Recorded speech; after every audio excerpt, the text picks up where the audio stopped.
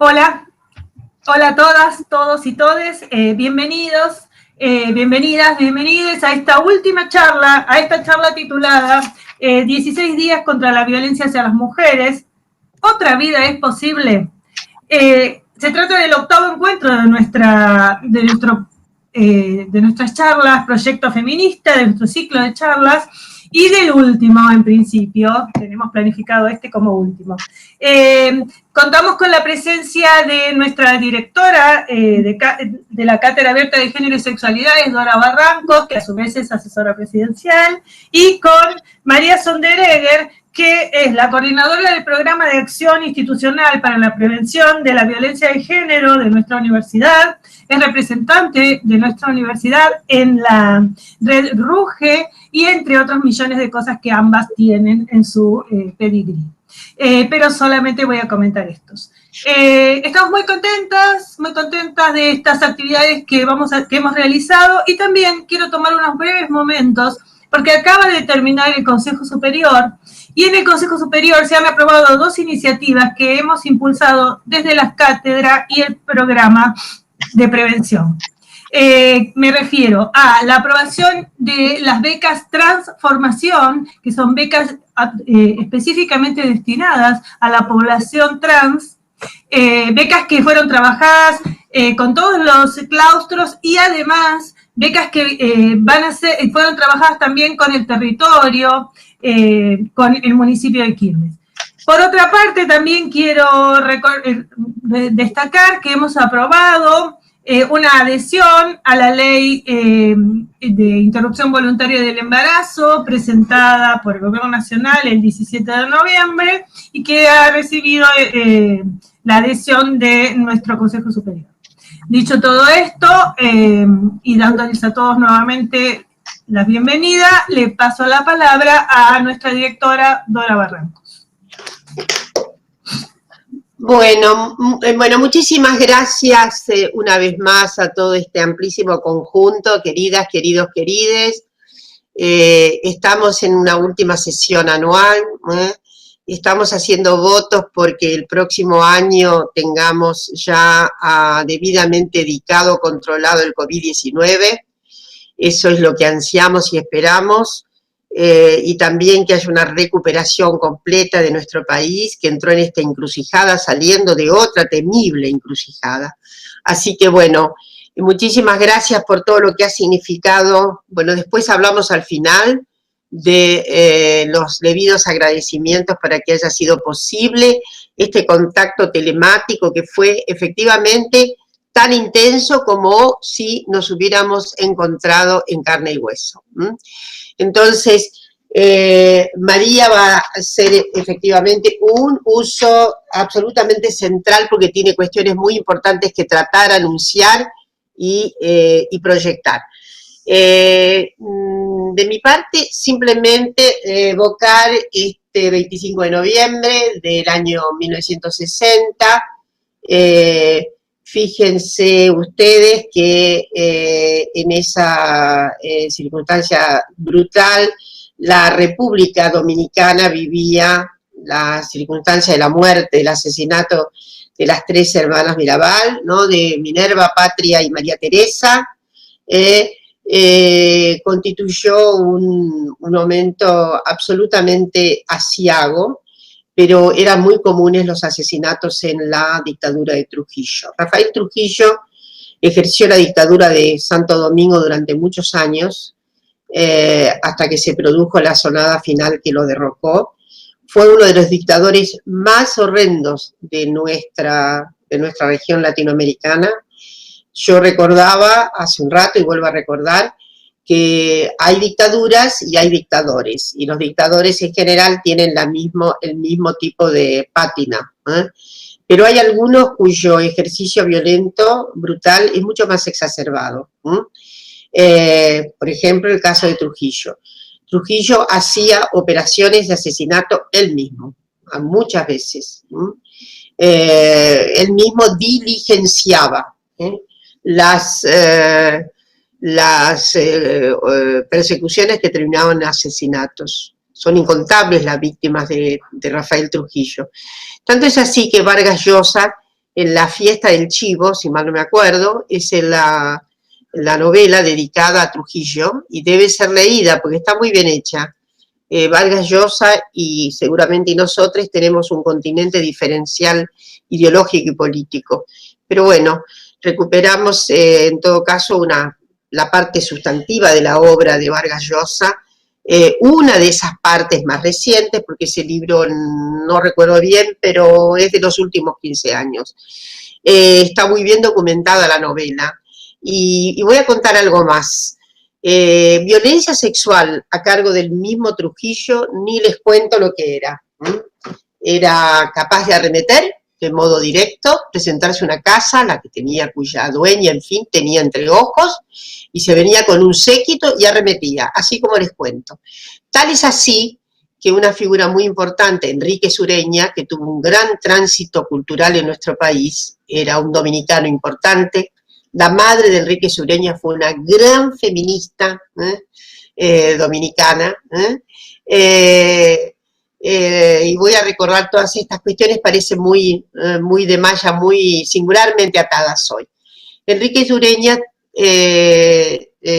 bueno, que vivía en Santo Domingo, tuvo que salir urgente de cuando se maximizó la persecución contra su persona, pero sobre todo por un acontecimiento tremendo. El dictador se presentó en su casa, él no estaba, y arremetió contra la esposa de Enrique Sureña, así nomás, en una tentativa de violación que no pudo acontecer porque ella se defendió tremendamente, al punto que, bueno, el individuo tuvo que retroceder y qué sé yo, pero ustedes saben lo que significaban una hora después, significaba el exterminio, así nomás.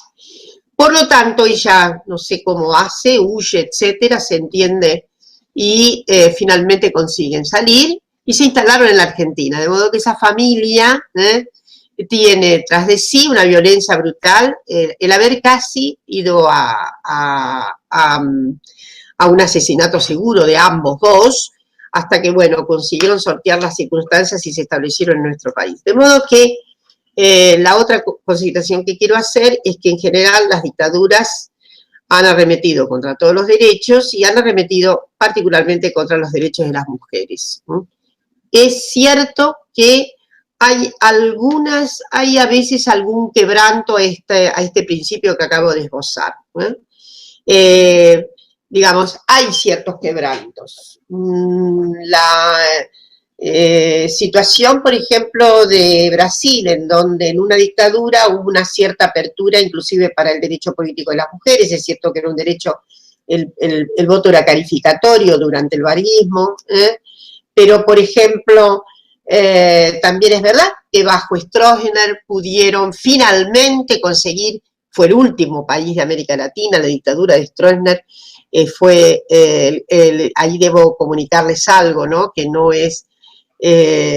debe ser de ninguna manera, como diría, encubierto con el movimiento pro sufragio femenino de Paraguay, estuvo muy enrolado con el stroessnerismo, al punto que la presidenta virtual, la presidenta pro forma de esa asociación por año fue la propia esposa de Stroessner.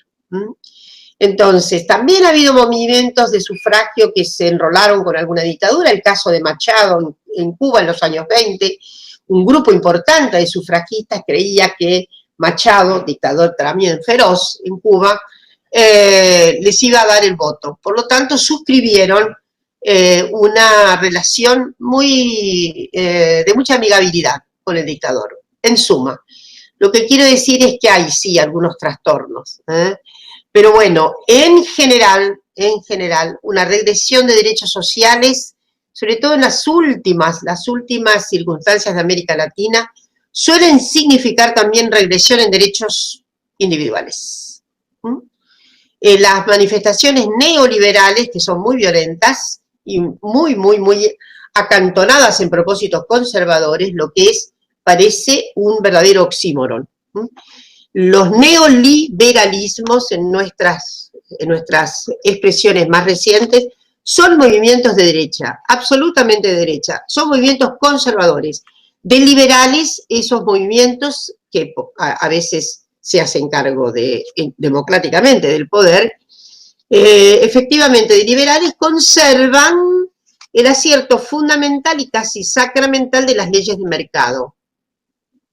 Pero fuera esto, la verdad es que hay más endechas que podríamos llamar cuasi fascistas, pensemos en Bolsonaro, pensemos, en fin, en lo que pasó en Bolivia, y pensemos también en lo que pasó en nuestro país, en donde hubo una regresión de derechos personales. Y si hubiera habido verdadero cauce neoliberal, acentuando lo liberal, hubiéramos tenido la ley sancionada en el 2018. Entonces, he evocado estas circunstancias porque todo esto es de una matriz violenta, absolutamente violenta, ¿no? La regresión en derechos es una especie de reforzamiento de la violencia, porque no hay nada más tremendo que regredir en materia de derechos. Es tremendo no tener derechos y es igualmente muy tormentoso regredir en materia de derechos. Este 25 a instancias sobre todo de las mujeres, de las feministas en la región centroamericana y las mexicanas, impulsaron muchísimo que el 25 de noviembre fuera recordado para siempre como el Día de la Violencia contra las Mujeres, habida cuenta esa masacre que se constituyó en Santo Domingo. Yendo más acá, quiero decirles que en este cambio de época que estamos viviendo, estoy absolutamente segura de que habrá, sobre todo, un cauce nuevo en materia de, al menos, cohibir, al menos modificar sustancialmente los cuadros de violencia, sobre todo en ambientes que tienen que ver con el desempeño del Estado. No me cabe duda de que hay un empeño muy fuerte en este cambio de época de cambiar la estructura protopatriarcal, íncita al modelaje de todo el Estado argentino por una propuesta que es crecientemente equitativa. Hay algunas señales tan importantes como la creación del Ministerio de Mujeres, Géneros y Diversidad. Esto ha sido ya importante, pero tan importante como eso ha sido la magmatización habida en relación al Plan Integral contra todas las violencias, que ustedes saben que está en total funcionamiento, y que al día de hoy hay uno de los programas fundamentales de esas casi 150 acciones previstas. Hay dos grandes programas, uno de ellos es el programa Acompañar. El programa Acompañar prevé el subsidiamiento a casi 90.000 mujeres en nuestro país, así como escuchan, para que puedan resolver sus situaciones críticas de salidas de las violencias domésticas.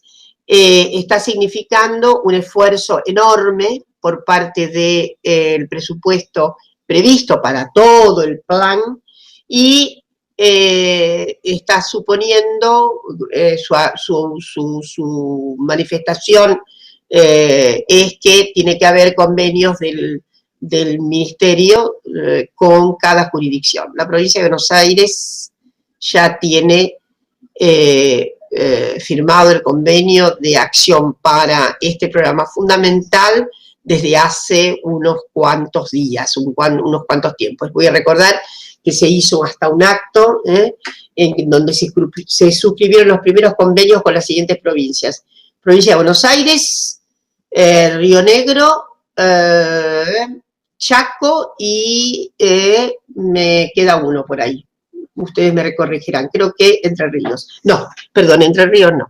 Y ahora está muy adelantado entonces el convenio con la Ciudad de Buenos Aires. En suma, al día de hoy estamos sabiendo de que ha progresado muchísimo ya las fases de convenio y efectivamente habrá que, en todo caso ahora, poner en funcionamiento definitivo a nivel municipal esta enorme estructura de recursos para coadyuvar a la subsistencia de las mujeres que son que sufren violencia en el seno de sus hogares. Son obviamente mujeres que están en condiciones de muy limitados recursos y que, en fin, el Estado cumple con esta etapa tan promisoria de cohibir al menos las circunstancias más penosas de la violencia.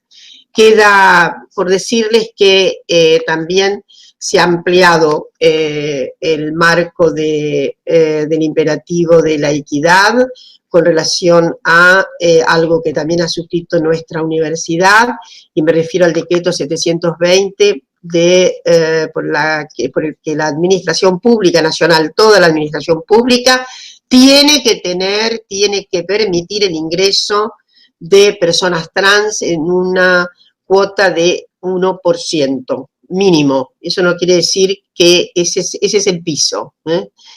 Y 3 informaciones más que me parecen muy importantes, aunque no son de la talla del Plan Nacional contra las Violencias, no tienen la misma proyección, pero me gustaría decirles que confirma este sentido vincular nuevo con la propuesta de la equidad de género en nuestro país, en esta vuelta de hoja que estamos andando, y se refieren a algunos episodios que no deberíamos desconocer. Uno de ellos es, por ejemplo, que la Presidencia de la Nación ha determinado a través de una resolución que las reuniones que se tienen con el Presidente de la República, que constituyen reuniones en las que las diferentes organizaciones, organismos de la sociedad civil, en fin, lo que fuere, solicita una audiencia con el presidente, si lo constituyen, esa reunión, esa representación viene con más de 4 personas, tiene que tener cupo de género. Esto es una medida muy importante y muy poco conocida, muy poco celebrada, pero quiero decirles que para pedir audiencia al presidente de la Nación, cuando se concreta la audiencia, si hay más de 4 personas, tiene que haber ya cuota de género. 33.3 creo que dice la resolución. 2 detalles más que son muy importantes, creo, pero también son importantes en lo que dice cómo es la nueva gestión. El Banco de la Nación ya tenía cupo trans, etcétera, etcétera, pero el Banco Central de la República Argentina, el Banco Central, además del cupo trans, tiene 2 resoluciones que son notablemente, ¿cómo diré?, expresiones de esto que vengo señalando. Una de ellas es que ya hace varios meses se determinó poner en ejecución una guía de lenguaje inclusivo. En el Banco Central, toda la interacción interna y externa debe estar completamente trajinada por lenguaje inclusivo. Y la segunda gran medida del Banco Central es que hay una disposición, no hablé de la Superintendencia General, ¿no?, que determinó para la constitución de sociedades y demás, el hecho de que tiene que haber paridad de género, ustedes saben esto, ¿no?, respecto de las representaciones en esas instituciones que se constituyen jurídicamente. Esto ha llevado a alguna situación, dice, cuando de manera excepcional se admitirá la no existencia de la paridad. Bueno, esto en algún momento, quiero hacer una referencia, dio una cierta inquietud a asociaciones femeninas feministas. Bueno, si la asociación es femenina y feminista, es una excepcionalidad, ¿no? No está obligada a tener paridad porque está en su propia íncita manifestación de constitución, que es una asociación que han constituido a mujeres en defensa de sus derechos. Pero bueno, déjenme terminar con la otra novedad del Banco Central, y es que hace menos de una semana el Banco Central de la República Argentina ha determinado que no se admitirán propagandas, reclames publicitarios que tengan estereotipos de género. Quiere decir que toda la banca que funciona en nuestro país, todos los bancos que funcionan en nuestro país, si quieren hacer propaganda, la pueden hacer, pero no podrán incurrir en el gravísimo defecto de que haya estereotipos. O sea, les voy a dar un ejemplo. Aquellos bancos que hacen una propaganda respecto del crédito, en el que aparece una mujer femenina que gasta todo por el uso del crédito, es una propaganda indebida. Es una propaganda violenta. Entonces, para ir cerrando, quiero decir que tenemos grandes señales, como el Plan Nacional contra la Violencia, tenemos señales mediadas en los aparatos, como las universidades públicas, en donde hay una admisibilidad ya completa de la ley Micaela, de los presupuestos de la ley, etcétera, etcétera. La admisibilidad ya en muchas universidades como en la nuestra, del cupo trans, etcétera, etcétera, y también en lo que podríamos decir es el zócalo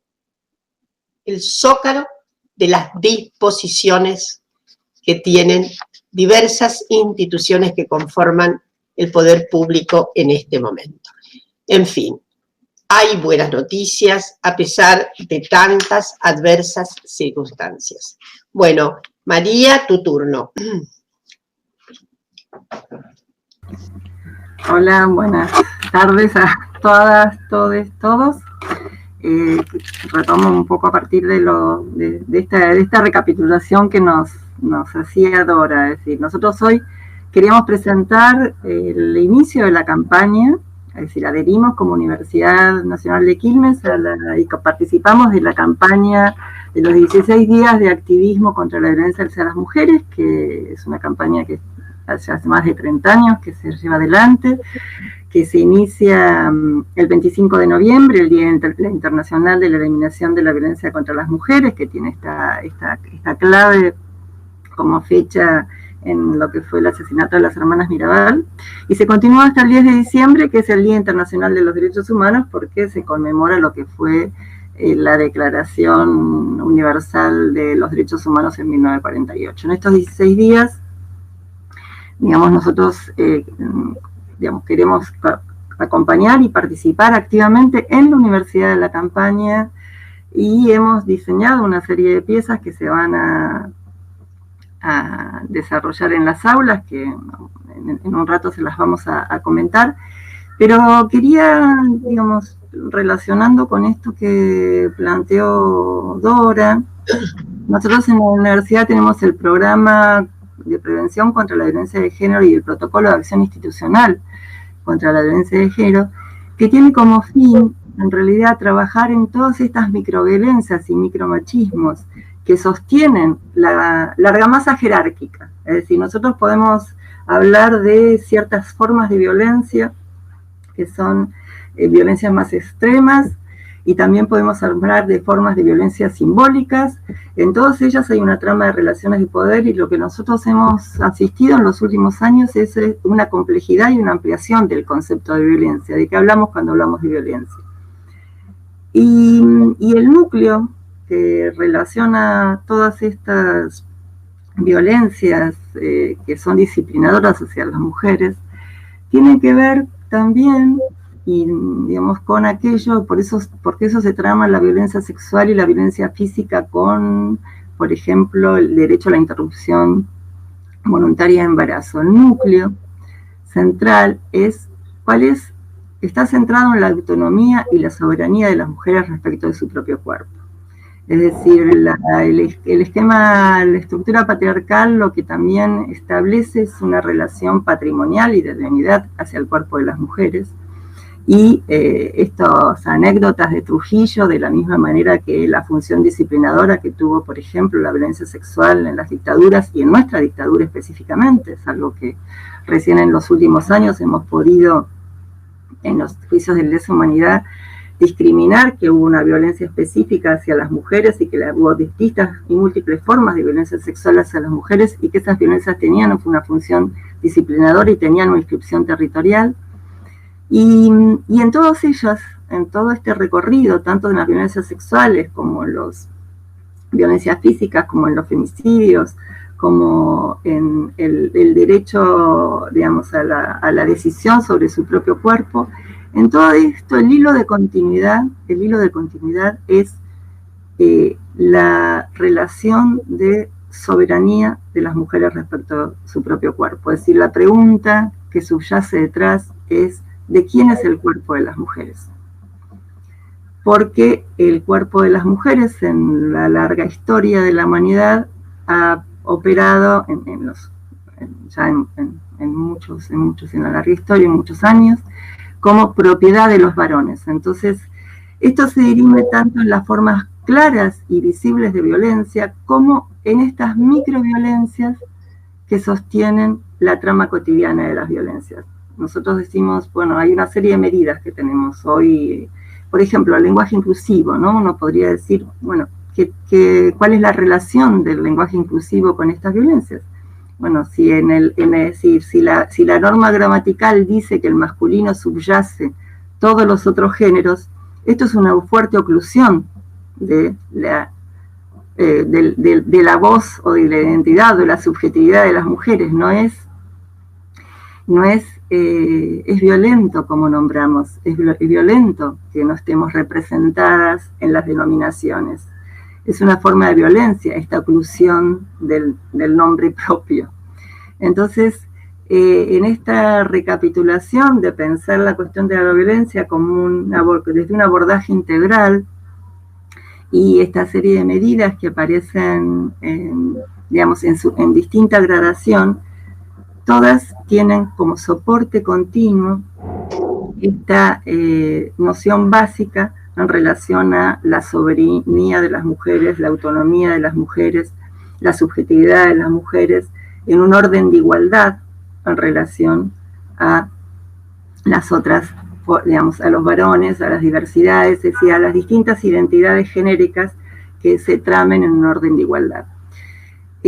Por eso, digamos, desde la universidad y en lo que es el programa específicamente, además de las acciones concretas de prevención y de intervención frente a situaciones de violencia, nos ha interesado y estamos trabajando en todas estas otras acciones que son acciones de prevención, es decir, de desarticulación de la trama y de esta argamasa que sostiene la jerarquía a través de múltiples, digamos, definiciones y formas de estructurar las relaciones entre varones, mujeres y diversidades. Quizás Patricia después lo cuenta un poco más, cómo nosotros estamos trabajando en el marco de la implementación de la ley Micaela, porque la universidad adhirió a este compromiso de formación. Y no sé si me hacen alguna observación ahí. No sé si se escucha bien. Y bueno, y es en este marco, con estas consideraciones, que podemos seguir profundizando, que nosotros, digamos, nos interesaba encuadrar esta campaña contra la violencia hacia las mujeres y este compromiso en la campaña contra la violencia hacia las mujeres. Es decir, nosotros hemos construido un dispositivo que lo que le estamos pidiendo a los profesores que puedan insertar en sus aulas.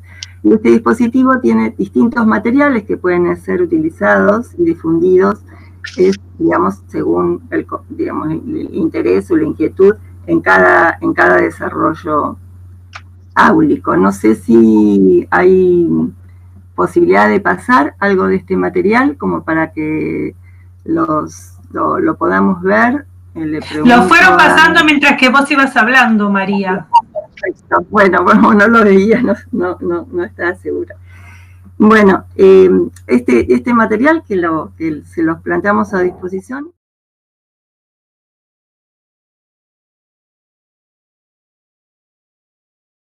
Proponemos es una herramienta de la que esperamos que cada uno de los docentes y de las docentes, los y las estudiantes se vayan apropiando. Y esta herramienta lo que nos plantea entonces es un recorrido, digamos, de distintas iniciativas que plantean lógicas de cuidado. Es decir, es pensar cómo pensamos espacios seguros, cómo pensamos ciudades seguras, cómo pensamos formas de intercambio seguras, y por eso esta idea de pinta el mundo de naranja, que aparece como consigna de la campaña, como unas formas y herramientas para poner fin a las violencias de género. Me interesa también señalar, porque es algo que, así como lo vemos en aquellas, así como hemos tardado, y yo he trabajado en algún momento específicamente con lo que fue la violencia sexual en las dictaduras, en nuestra dictadura, y es llamativo en nuestra propia experiencia histórica, como nosotros, que hemos sido una comunidad que pudo juzgar a los perpetradores con jueces nacionales desde los primeros tiempos de la dictadura, es decir, que hubo una conciencia.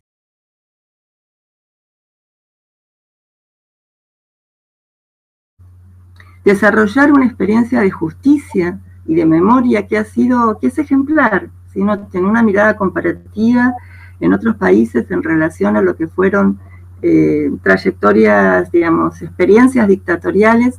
La experiencia de construcción democrática en Argentina después desde los inicios de la democracia, desde los primeros tiempos de la postdictadura, pudo establecer un proceso de justicia en donde las violaciones a los derechos humanos quedaron fuertemente establecidas y hubo condenas específicas a los responsables de las violaciones a los derechos humanos en un largo recorrido. Y sin embargo, pese a esta digamos, capacidad que tuvo el movimiento de derechos humanos de imponer una agenda que se resolvió con flexiones y con matices en la democracia, con un juicio de las juntas, con los juicios de lesa humanidad. Sin embargo, tardamos casi 30 años en poder visibilizar lo que había sido la violencia específica hacia las mujeres. Y esto es un interrogante que no se puede hacer, es decir, cómo en una comunidad que pudo tener tan clara los derechos humanos, sin embargo, la especificidad de las violencias a las mujeres había quedado subsumida en una figura de torturas y tormentos y en un imaginario masculino, patriarcal, acerca de la tortura. Por supuesto que para que se produjeran estas transformaciones incidieron los avances del feminismo, la legislación nacional e internacional, etc. Pero de lo que es un indicador, esta particularidad de nuestro proceso histórico, es de que las violencias no fueron una cuestión de... no estuvieron inscritas solamente en la trama de la excepcionalidad, del estado de excepción de la dictadura, sino que fueron un continuum en la vida de las mujeres. Por lo tanto, estas violencias sexuales que cumplían una función disciplinadora y específica en el marco del plan sistemático de represión y exterminio, tenían una raíz y una trama que provenía desde antes de la dictadura y continuó después de la dictadura. Por esa razón fue mucho más complejo poder visibilizarlas en su especificidad y poder entender la dimensión disciplinadora de las violencias sexuales y de género. Un dato como claro para esta cuestión también es que nosotros muy prontamente dimos cuenta de lo que fue la apropiación de niños y niñas en el marco del plan sistemático de represión y exterminio, y sin embargo tardamos en poder mirar que detrás de cada niño y niña apropiado había una mujer que se había mantenido en cautiverio, embarazada, considerada como un recipiente, y que luego del nacimiento del niño y la niña, del parto, había sido asesinada. Es decir, que también cuando nosotros hablamos de niños y niñas apropiadas, hablamos de violencia de género, hablamos de mujeres a las que fueron destituidas de su maternidad, porque no se consideraban dignas de ser madres en el paradigma dictatorial. Desde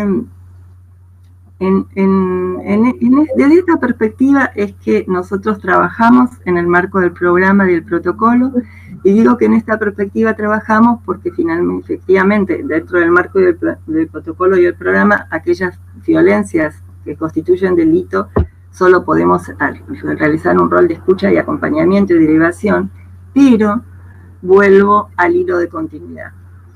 Si nos interesa trabajar fuertemente y repensarlo, el marco global y la trama global en la que se inscriben todas estas violencias, porque son las microviolencias, las violencias simbólicas, las violencias psicológicas, la trama cotidiana de las violencias, la que sostienen, repito una vez más, la argamasa jerárquica que luego habilita las formas más extremas de violencia. Con estas consideraciones es que nosotros, especialmente a nuestra comunidad universitaria, a estudiantes, a las y los docentes, los invitamos a participar activamente de estos 16 días de campaña con estos materiales que estamos poniendo a disposición y, digamos, y que van a ser digamos, a disposición en general, y estamos desarrollando una campaña con todas las docentes de la universidad, haciendo llegar a los directores de carrera, a los directores de estos materiales puedan estar disponibles en el campus virtual para todas los docentes que quieran trabajar con ellos. Y también está disponible en pantalla para quienes nos están escuchando, puedan visibilizar el link y utilizarlo en sus aulas, en su trabajo, en sus espacios.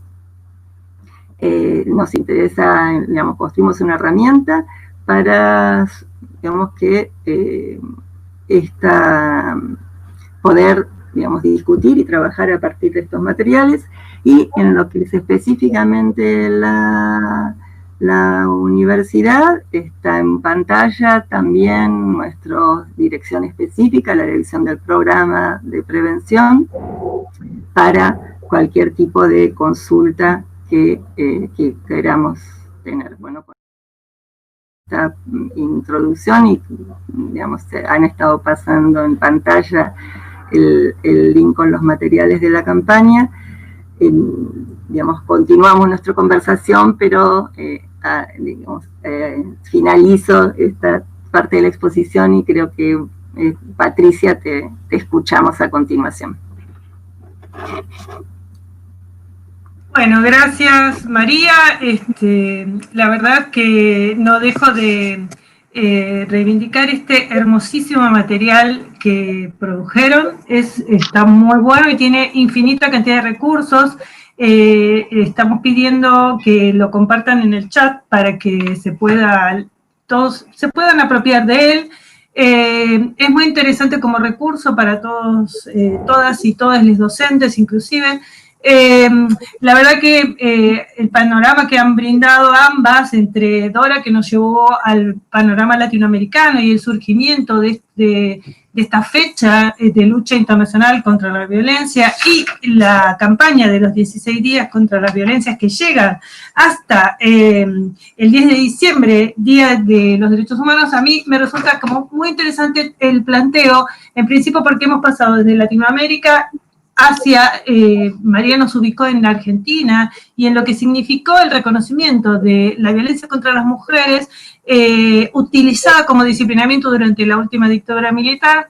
Y también interesante es esto de ponerlo situarlo en nuestra universidad, y situar el protocolo y el programa en nuestra universidad, porque verdaderamente el desarrollo que ha tenido últimamente, el trabajo y la potenciación que ha tenido la cátedra con el programa y el programa con la cátedra, ha generado una cantidad de actividades que a mí me parece importante resaltar en esta ocasión, porque tienen que ver con una política universitaria en contra de las violencias y las discriminaciones.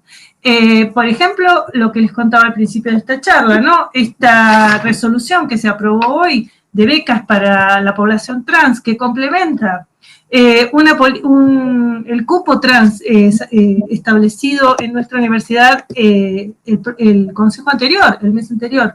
Y verdaderamente me complementa porque implica cubrir un amplio espectro de ofertas de becas, porque vamos a ofrecer becas desde grado, virtual, posgrado y diplomas de extensión y cursos de extensión, lo que implica cubrir un amplio panorama de una población que ha sido vulnerada. Por otra parte, la resolución que hemos tratado hoy también de adhesión al protocolo, de adhesión al proyecto de ley de interrupción voluntaria del embarazo también habla de otro tipo de violencias que se han ejercido sobre las mujeres.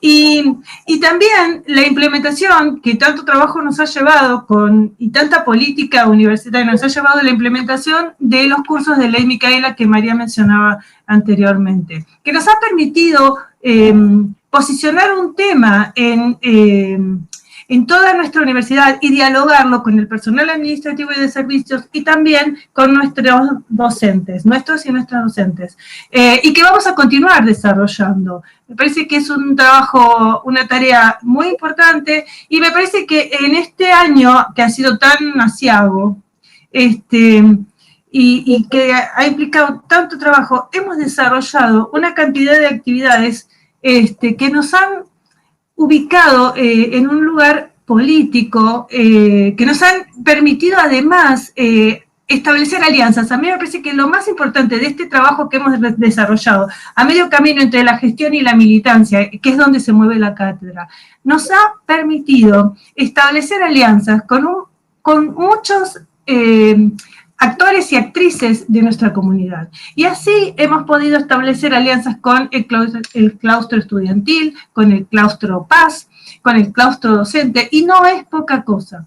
Porque estar hablando de estos temas, estar hablando de ley Micaela, estar hablando y distribuyendo este material que vuelvo a reivindicar, y el material de ciberacoso, que me encantó también, que María también mencionó, me parece que es producto no solo de un trabajo, sino también que nos va a permitir posicionarnos desde otro lugar y establecer alianzas, que no sea siempre una charla entre nosotras, las que estamos comprometidas, sino que hemos sacado el tema hacia toda la comunidad, y eso me parece que es algo que debemos valorar y que debemos agradecer, no sé si agradecer, pero que debemos valorar en este contexto tan espantoso de pandemia, que nos ha permitido a través de los medios telemáticos, y gracias vuelvo a agradecer a la gente de UNCTV, y a la gente de la Dirección de Servicios Informáticos, que nos permitieron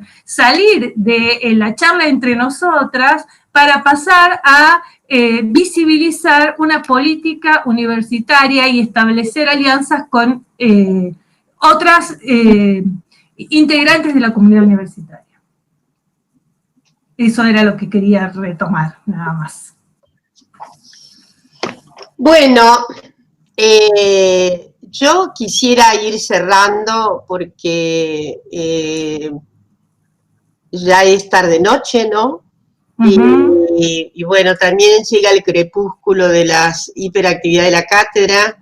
Agradecer profundamente la sinergia que hemos tenido con el programa, María especialmente.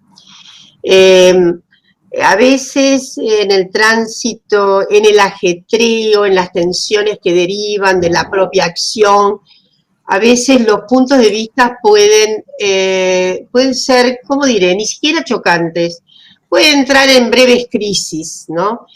Yo quiero decir que hace mucho tiempo que la cátedra está funcionando y que debemos agradecer de manera tan estruendosa, ¿no?, las capacidades habilitantes sinergiales de las colegas, de les colegues, que están funcionando en torno del programa, y que tienen tan acendrada vocación de mancomunar las acciones junto con, bueno, la cátedra y lo que continúa más allá, lo que efectivamente es un vertedero respecto de las acciones docentes, las acciones que se realizan a través de la formación de grado, de posgrado, las diplomaturas, todo esto A mí me parece que es una bella convivencialidad, ha sido una bella convivencialidad.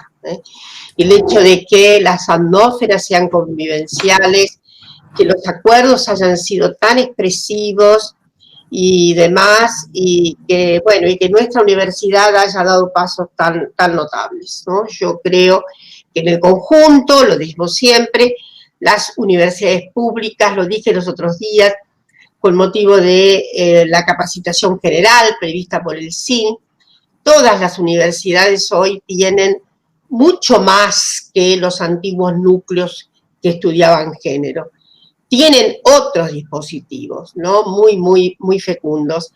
Y que, bueno, esto es una escalada extraordinaria pensando en lo que ocurría 15, 20 años atrás. Pero que hay algunas universidades que han sido muy progresivas,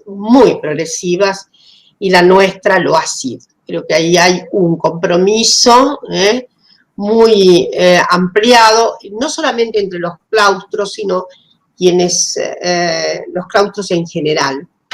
Me refiero a las motivaciones de quienes encarnan los claustros en general, ¿no? Los claustros están encarnados, somos gente de carne y hueso. Y la interacción humana, aunque se revela con el mismo propósito, suele tener manifestaciones un poco briosas. Y no ha sido, felizmente, debemos decir que no ha sido el tránsito de tanta comunidad de sentidos que hemos tenido.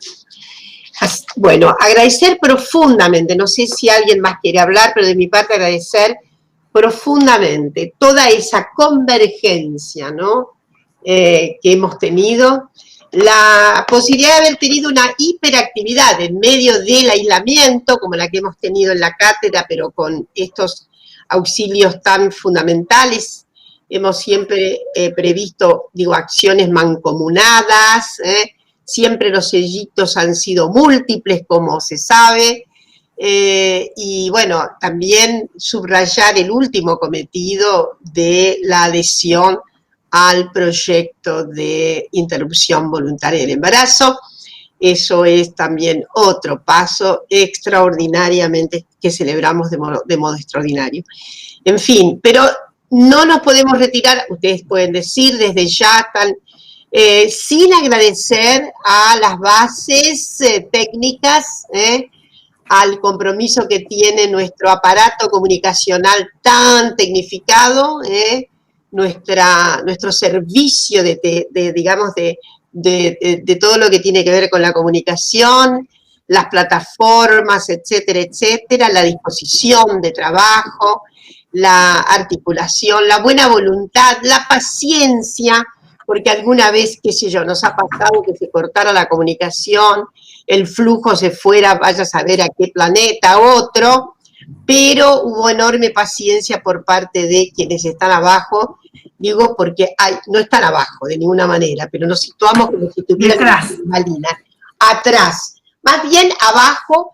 Ustedes saben que hay una circunstancia fundamental en los antiguos teatros, que era la especie de foso que había, donde se ubicaban los personajes relevantes de la escena, sin lo cual no había escena. Quien les daba letra, en fin. Entonces siempre me imagino que están en una situación ahí angular, de base, angular, soportando todo. Bueno, agradecer desde ya a las autoridades de la universidad todo el apoyo, que nunca, jamás ha claudicado, que no nos ha faltado, todo lo contrario. Y bueno, decirles que deseamos vivamente una pronta recuperación de esta acechanza que tenemos todavía, del COVID-19, que es una partícula extrañísima, que desafía la condición humana, porque he venido pensando estas temporadas que nuestra especie se ha hecho justamente para, nuestra especie se ha empeñado en sortear lo incierto, en tener previsibilidad. Esta es la hazaña de nuestra arquitectura Homo sapiens sapiens, ¿no? sortear la incerteza, controlar lo que no dominábamos. Y estamos frente a una circunstancia tan inesperada como está desprovista del sentido de la certeza. Pero bueno, tenemos alguna certeza ahora, habrá vacunas y tendremos entonces un sosiego, espero, un sosiego importante. Así que de mi parte agradecer muchísimo. Y por último, gracias Patricia Sepúlveda. Gracias, siempre gracias. Porque Sepúlveda son las venas abiertas de algún modo, ¿no? Entonces, gracias a ella que tenemos una adecuación regular, tenemos una idea, etcétera, pero en general formato de regularidad para comunicar y para establecer finalmente qué es lo que vamos a hacer, Patricia Sepúlveda. Entonces, es una articuladora extraordinaria, sin su agencia fundamental, la verdad que la cátedra estaría en estado de muy crepuscular. Y bueno, y a la sostenibilidad que damos en general quienes participamos en la cátedra. El próximo año vamos a tratar de hacer alguna actividad pública muy, muy intensa en lo que podamos, ¿no? Junto con el programa, para, en fin, ¿cómo decirlo? Reatar nuestros intensos lazos de corporalidad directa. Necesitamos copresencia, porque también la copresencia es el dato inexorable por el que derivamos en esto de esta especie que somos. La especie se ha hecho con copresencia de otros y otros, si no, no hay posibilidad individual. Así que esa es también una importante conclusión que tenemos ahora en estas circunstancias en que el aislamiento todavía nos impide estos tratos de copresencia. No sé si alguien quiere decir algo más o algo menos. Yo quiero decir una cosita para después pasarle la palabra a María, que cierre María, que es más protocolar. Yo simplemente quiero agradecer a nuestras nuevas adquisiciones, las nuevas adquisiciones que hemos tenido en la cátedra y en el programa. Y esas son Belén, que se encarga de movilizar nuestra información en las redes. Vicky sigue, pero Belén ahora es nuestro crédito, nuestra joven adquisición. Y en el programa también tenemos a Mónica y tenemos a Gonzalo, tenemos también a Claudia y tenemos a Tati, que la verdad que son gente que está trabajando a full con nosotras. Y por otra parte, quiero también hacer un agradecimiento a un compañero que hemos ganado, que es parte de nuestra causa, que es Daniel Barenes, con el que hemos elaborado cantidad de resoluciones y de políticas. Entonces, creo que esas cosas no las podemos dejar, porque en un balance en el año tenemos que reconocer a aquellos que se nos han acercado, aquellos que han colaborado con nosotros y que no queda tan claro. Entonces, con este agradecimiento enorme, me despido y le cedo la palabra a María, que es quien tiene solamente quiero adoptar este homenaje a Daniel, porque Daniel sí que es un patriarca completamente deconstruido y en cualquier momento le damos ya el brevet definitivo para la aviación feminista. Bueno, digamos, yo para cerrar muy brevemente, hay muchos nombres que también nos acompañan y que por ahí uno puede omitirlos: Sara, Claudia, Jessica, Janel, es decir, que nos acompañan en este camino y este trabajo colectivo y este trabajo de construcción común que venimos llevando, y por eso quiero retomar uno de lo que nosotros nos propusimos como consigna de la campaña, de esta campaña de 16 días de activismo contra la violencia de las mujeres, porque es lo que sostiene nuestra tarea, nuestra militancia y nuestra lucha. Nosotros estamos convencidas de que otra vida es posible, más justa, más igualitaria, más aurora, y sobre todo, digamos, más centrada en la dignidad de todos. Entonces, repito una vez más, otra vida es posible, entiendo, como dice también Norita Cortiñas, venceremos. Será ley y será ley. Hasta el próximo año. Un abrazo enorme. Chao, chao.